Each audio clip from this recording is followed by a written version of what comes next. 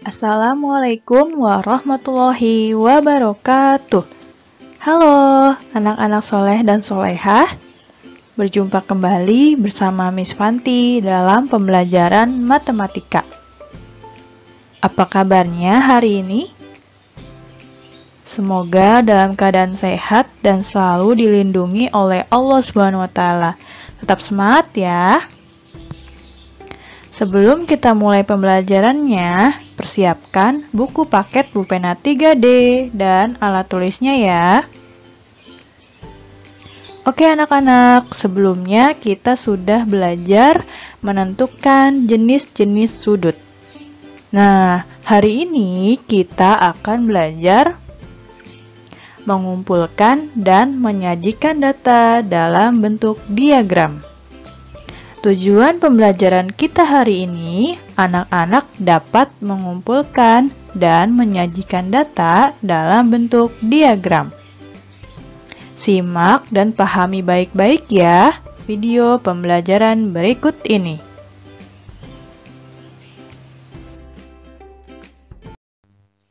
Sebelum belajar, alangkah baiknya kita berdoa terlebih dahulu ya. Praying rule, up hand and down head. Pray begin. Bismillahirrahmanirrahim. Rabbi zidni ilman nafi'an warzuqni fahman. Ya Allah, please give me your blessing of knowledge and understanding. Amin.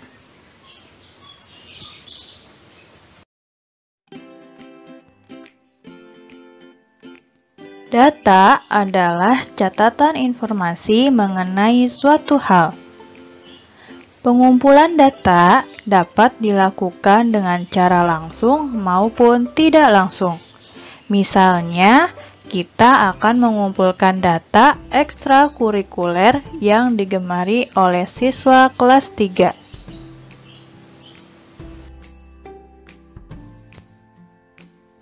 Pengumpulan datanya dapat kita lakukan dengan beberapa cara, yaitu yang pertama, wawancara.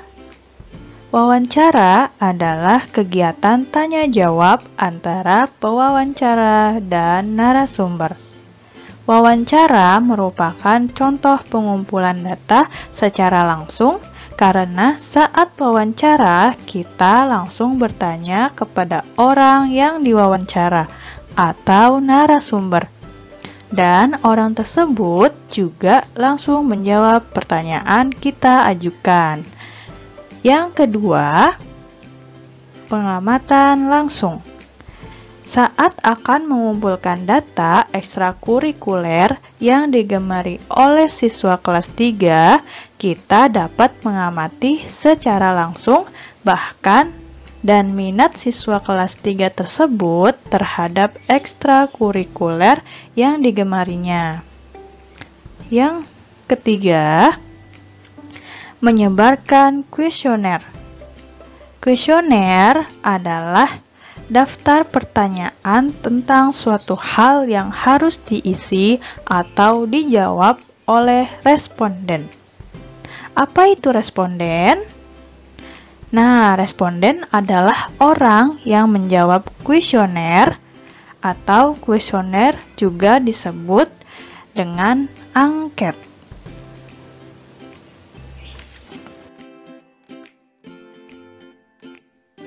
Nah, contoh kuesioner ekstrakurikuler dapat dilihat pada gambar berikut.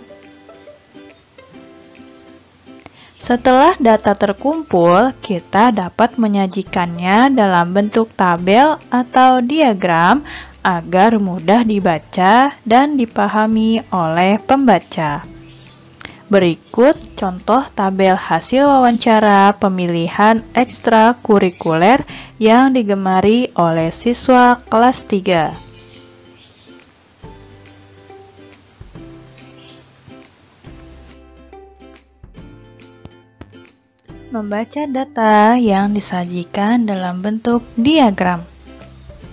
Data yang telah dikumpulkan dapat disajikan dalam bentuk diagram. Apa sih itu diagram? Nah, diagram adalah penyajian suatu data yang digambarkan dalam bentuk gambar yang berupa sajian dalam bentuk grafik dan bentuk tabel atau daftar. Nah, penyajian data dalam bentuk diagram akan memudahkan pembaca memahami informasi dari data tersebut. Perhatikan contoh diagram banyak siswa kelas 3 yang telah memilih ekstrakurikuler berikut.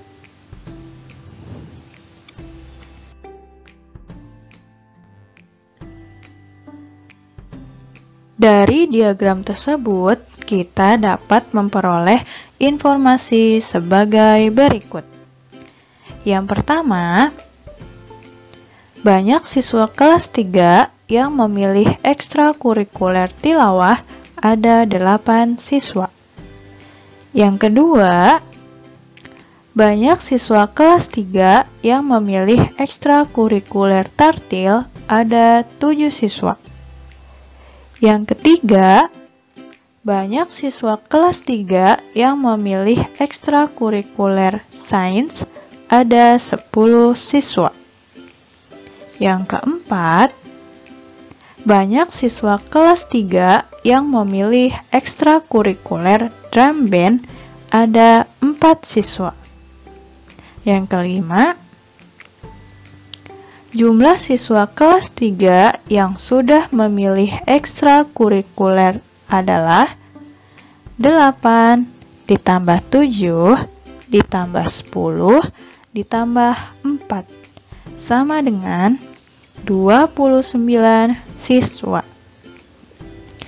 Yang terakhir, yang keenam, selisih siswa kelas 3 yang memilih ekstrakurikuler sains dan drum band adalah 10 dikurangi 4 sama dengan 6 siswa.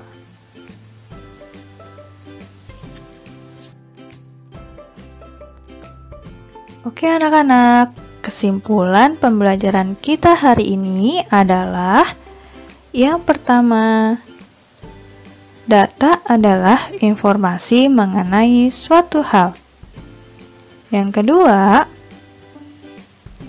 pengumpulan data dapat dilakukan dengan cara wawancara, pengamatan langsung, dan menyebarkan kuesioner.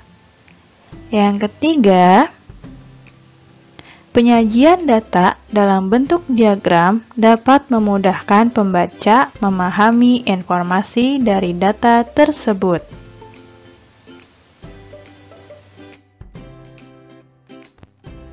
Alhamdulillah, kita sudah belajar. Anak-anak sudah paham ya, mengumpulkan dan menyajikan data dalam bentuk diagram. Oke anak-anak, untuk tugas hari ini tidak ada ya. Cukup sekian materi hari ini, semoga bermanfaat dan mudah dipelajari ya. Tetap semangat, jaga kesehatan, dan rajin belajar ya.